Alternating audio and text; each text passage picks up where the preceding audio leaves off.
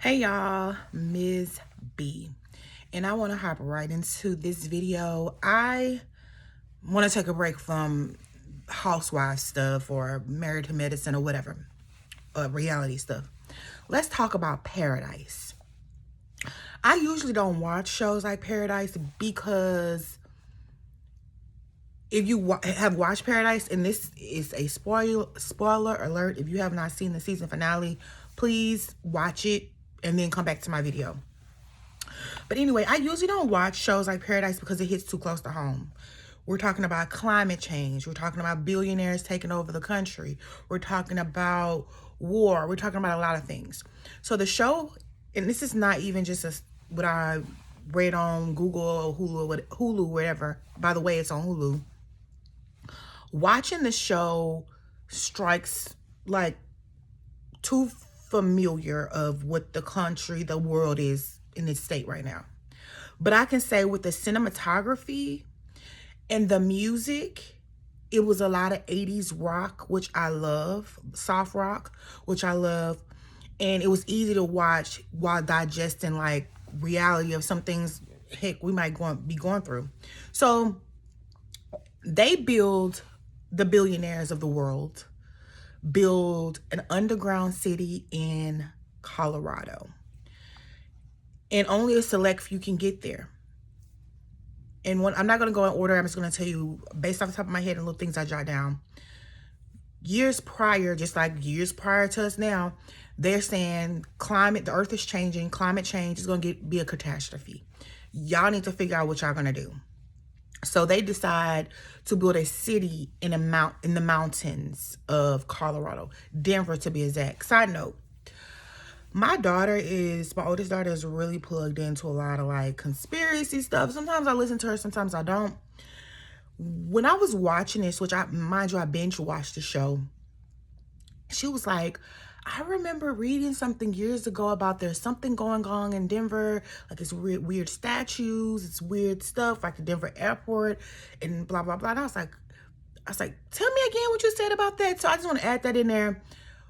Why did they choose Denver? And then like current day, like people are saying, I guess there's something fishy, whatever going on in Denver. And then you see Sterling K. Brown, whom I love as an actor, did an amazing job in the show.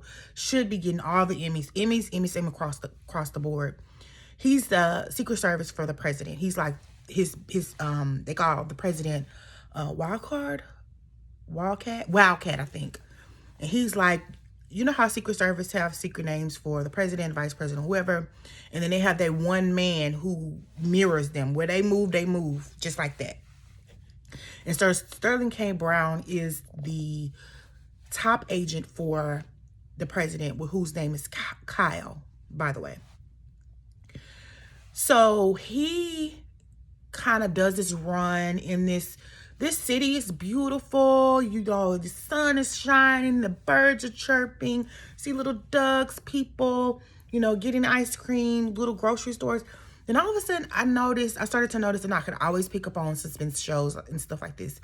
Everybody was like banding like a Apple Watch, but it was like a band, like a barcode to get things. Food was fresh, growing, whatever. And then you see Sterling K. Brown running. The show kind of opens up with the president. Someone assassinated Kyle.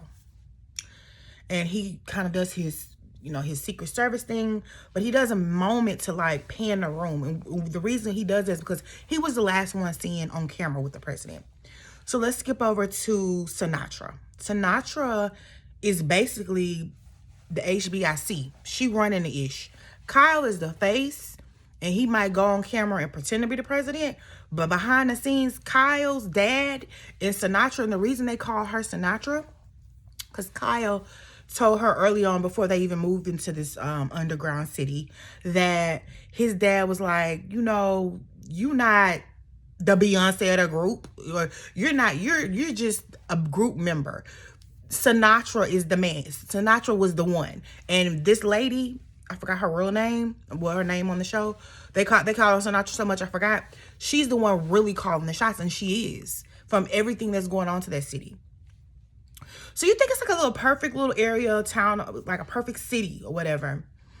And it's really not. And then you have Billy. He's also an agent. You have Jane, who comes off really ditzy. But we come to find out, baby, she's the trained assassin, okay? We thought Billy was the muscle. No, Jane is. So each episode, they're trying to puzzle together what happened to the president, because apparently in this city, paradise, they have no guns, which we later find out that's not true. They actually do have guns, but they're walking around like plastic rubber guns, whatever. So somebody unalived the president with a blow to the head. And Sterling K. Brown kind of pivots the room and looks around to see like clues, you know, that special service, secret service type of thing they do. And he picks up cigarettes, and they pan back to Kyle. He used to smoke a lot of cigarettes. And it seems like the last couple of weeks of his life, he kind of knew something was coming after him, because he discovered that, hey, we in this mountain, we underground, and there are people actually up above us that are still alive. One being Sterling K. Brown's wife, who came off like a very strong black woman. She didn't even want to take his full name. She wanted to hyphenate her name because her father never had kids, and she wanted to carry on her dad's name, and she hyphenated her name, and she's a doctor. And I love one scene. I'm going out of order. Their daughter, who's also kind of strong-willed and, you know, boisterous about her beliefs, they set them down about some project she did at school. Apparently offended another student. And the mama was like, no, shouldn't she be able to express herself? And Sterling K. Brown was like, calm down. No, let her express herself. Even when they were evacuating to go into this underground city, the president would never tell, before they went under, the president would never tell Sterling K. Brown what exactly was going to happen or what was going on. It was top secret. But he was like, you need to put your foot down with your wife and tell her not to go to Atlanta. That's another thing. I'm like, why every time we have these type of shows, why is Atlanta, like, what's going on at the Atlanta? Okay, anyway, she was like, I'm going, and I am telling you, she going or whatever. He can't stop her. Only thing the president was like, you can stop her. I'm going to give you a motorcade to get to her quickly. When he get there, she already on her way to Atlanta. When they're evacuating, he's trying to get, you know, special service or special access for her to get to the airport so she can catch this plane to go with them underground. Okay, she never makes it. So let's go back to now they're underground. That really bothers him. He really thinks about that night. He takes a lot of runs. He gets up in the morning.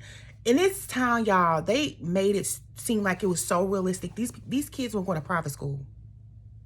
Like Sterling K. Brown kids were going to school with the president's son or whatever. And the president's son doesn't like him. He feel like, honestly, I kind of felt bad for Kyle a little bit, because it seemed like his daddy wouldn't give him a break. His daddy was like, you got what you got because of me. He didn't even want to be the president. He was like, I'm not going to be a teacher. He said, you're not finna go to be no teacher and teach about, what's that book that the guy that had with him when they said he assassinated JFK? I can't think off the top of my head, but y'all know what I'm talking about. If y'all know what I'm talking about. You're not finna go and teach no 9th grade class about Catcher in the Rye. I think that's what it's called. You're not finna do that. No, you're gonna be the president. You're gonna do this. And apparently his daddy was into drilling oil and gas, cough, and drilling into the earth. So it made sense for his daddy to know how deep they need to go as far as building the city, him to be the head man in charge. But eventually he gets Alzheimer's, but he comes and goes. That's what they say about Alzheimer's. And things will like trickle in his head.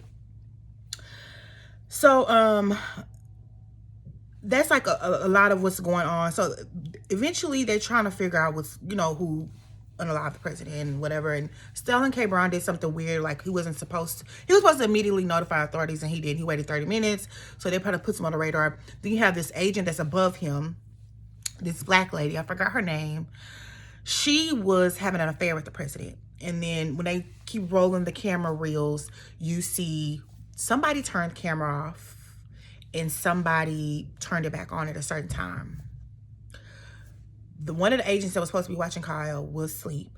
Sterling K. Brown was the last person to see him alive. And then you see the mistress, the agent, the head lady, Secret Service lady, coming out of his room because they were having an affair. She was in love with him.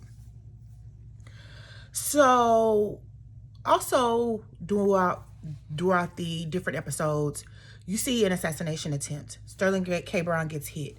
The guy who does it says, he yells out, "Tell the truth," at a press conference or something with the president or whatever. He was like, this is before they went underground. "Tell the truth. Tell everybody what's going on in Colorado."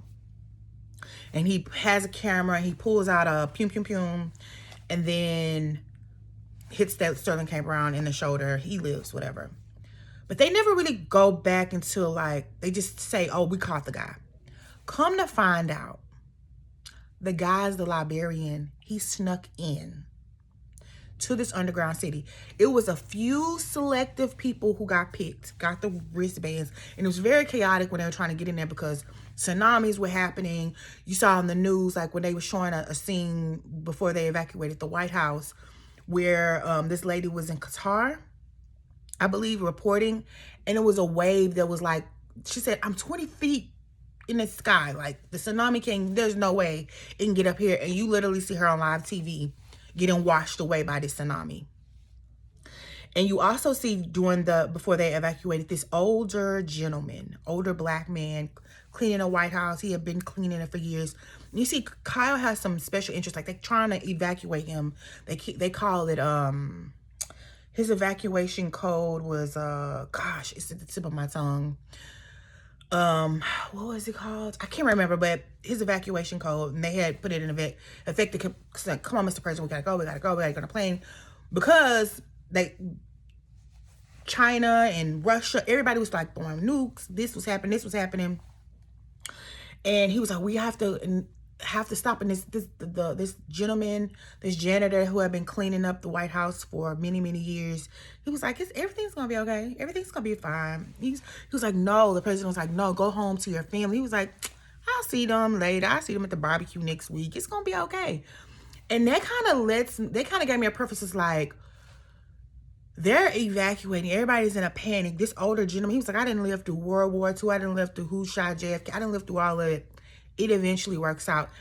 And kind of in the show, when the pieces start to unfold, you kind of see that it wasn't as bad as they thought. And there are survivors. And Sinatra sends Billy and some scientists to go up to the surface to see if something is there. And come to find out, it's people there. Like, civilization is still going on above ground, above this paradise city that y'all built.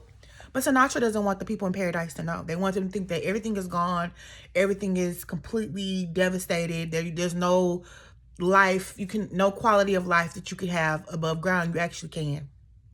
And she knows this. And she tells Billy to go. He's like this assassin that had a really bad childhood. They took him out and he just went around the world killing people. That was his job.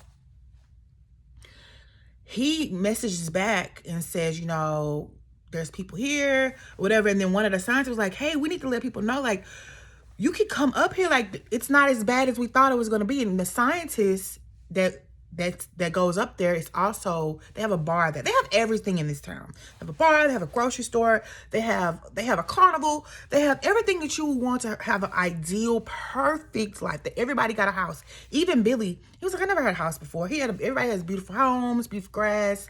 They even have fake ducks to make it even look more beautiful. But they don't have like real meat, real food. Even in their diner, this waitress who cooks these amazing cheese fries, and the cheese is made of cashews. I found something suspicious about her too, which we later found out that she helped the librarian sneak into the underground thing and unalive the president. But anyway, the therapist, this supposed to be like a world-renowned therapist, she helped Sinatra when Sinatra's son died. Like, she was like a world-renowned grief specialist, and she was able to go underground, but not just go underground to help people with therapy and trauma or whatever, but also in her mind, as a therapist, what would make one's brain forget the life that was and be happy here. And you show that she shows the grocery store. She talks about how she had an intricate part of everything, but she also knows Sinatra really well and knows the trauma that she dealt with losing her son, and counseled Sterling. Like, she was a counselor to everybody. She's a part of it, and she's constantly trying to, like, when Sinatra like spirals out, she constantly tries to reel her back in. So the show goes on, and so to the point where everybody's the jig is up. The jig is up. Everybody knows something ain't right. Something the milk ain't clean. They're not telling us the truth. Sterling K. Brown takes it upon himself with the other agents to find the guns. One other piece of thing that they kept pivoting to was when the president was unalive, by whom we found out it's a librarian, he would smoke cigarettes. He wrote a number on one of his cigarettes. And Sterling K. Brown, through all the different episodes, all the different flashbacks, all the different scenes, kept telling him, hey, you need to stop smoking them cigarettes. Them cigarettes gonna kill you. He wrote a number on there. And Sterling K. Brown and the whole series kept trying to figure out, what do these numbers mean? So he goes to the library at one point. Again, I'm going out of order. And he finds a book with all the secrets of how to get out of the paradise, the underground city. How many people are still alive, particularly in Atlanta. I think they said 55 million people.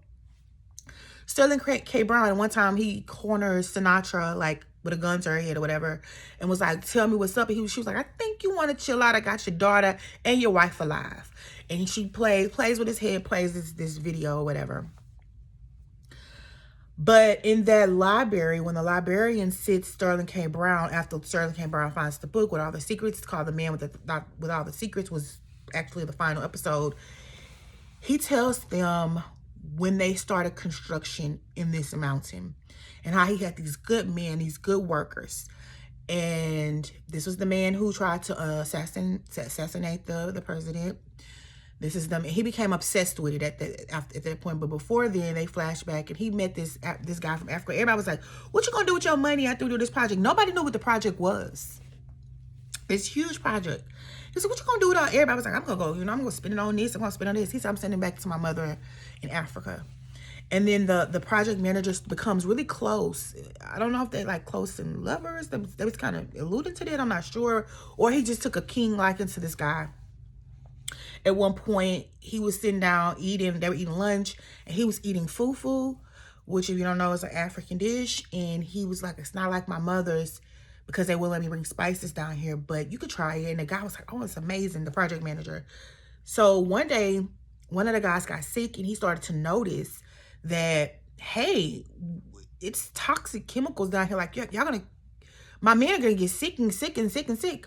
So he goes to the guy who Sinatra put in charge to head spear the whole entire city. In one scene, they show him on her and him on a plane, and she said, what do you need to build a city? He was like, you would need a whole bunch of money and a lot of land and a lot of space. And she was like, well, I hope you use the bathroom, because you're about to pee on yourself anyway. He goes to him and says, hey, it's toxic chemicals in here that my guys are inhaling. Like, you need to do something about this. Like, this needs to stop. Like, they're gonna get really sick. They're gonna get cancer or something. They're gonna die. And he was like, I understand what you're saying. I'll talk to the higher ups, whatever. Next day, guy comes in, couldn't clock in for work, but his guys are still in there. During this time, he's sent to prison because he, again, tried to assassinate the president. He's constantly trying to call this guy from Africa, and the guy won't listen to him. He's constantly trying to tell him, like, look, they lying to us. You're sick because what they put to build this city. Like, I know it sounds crazy. So anyway, once the world starts to blow up and implode, everybody escapes the prison. He escapes out. He hijacks a car. A couple that had a wristband, snatches this girl. She was like, she was at a store, which was the lady that works in the diner that makes the cheese fries, and says, hey, she just says, like, I'm gonna drink beer, eat chips, So life's crap. The world's ending. Oh, well, this is how I'm going to go out. He was like, well, you picked the right time and the right guy, or something to those words. They sneak in, act like the couple that he unalived, and get into the city. And that's how they get into paradise. And the show kind of ends with Sterling K. Brown was like over Sinatra's ish. He knew all the secrets. He know everything. He know who unalived the president. And she's still like on her cocky BS, all on her whatever you think this. What about your daughter? And Jane and Billy, mind you, Jane killed Billy because Sinatra told him that was her man. She killed her own man and made it look like he overdosed on fentanyl. But anyway, Jane has Sterling K's daughter, and you kind of think previous episodes that she's going to do something to her. She's not. She calls the Sinatra and was like, you know, I'm not going to do nothing to the girl. Or maybe I will, maybe I won't. But can we play the video games that we used to play at the president's house? And she was like, are you kidding me? Like, everything's falling apart. You asking me about some video games? And anyway, Sterling K. Brown was taking too long to get Sinatra. He like, where's my daughter? She came in, shoots her like right here, enough to traumatize, you know, do something to her body, but not actually unalive her. And she said, I can't. And she whispered in her ear, and she said, I can't do what I need to do with you being not here. So he was about to shoot you in the head. And I saved you. So you gonna have some healing to do, but you're gonna be all right. And she was like, guess what? And she just gave me the Wii. I was like, girl, you went out. Get this girl all the video games, okay? The Sega Genesis, all the games from Nintendo Switch and Nintendo 60, all the games that's ever existed. Jane need to have in paradise to keep her nerves down, because, baby, apparently that would send her over the edge. Not Billy, her boyfriend, and she was hunching on, but the video games. But that's kind of the synopsis, a brief rundown, I didn't go in order, just the things that came on top of my head. I didn't really write a lot of notes, but the season finale was so good. This show was so good. Good and scary. Because we see who's running the country? Billionaires. And that's all that was down here. There was zillionaires, billionaires. I think they said zillionaires. I'm like, baby, we got zillionaires now? Like zillionaires?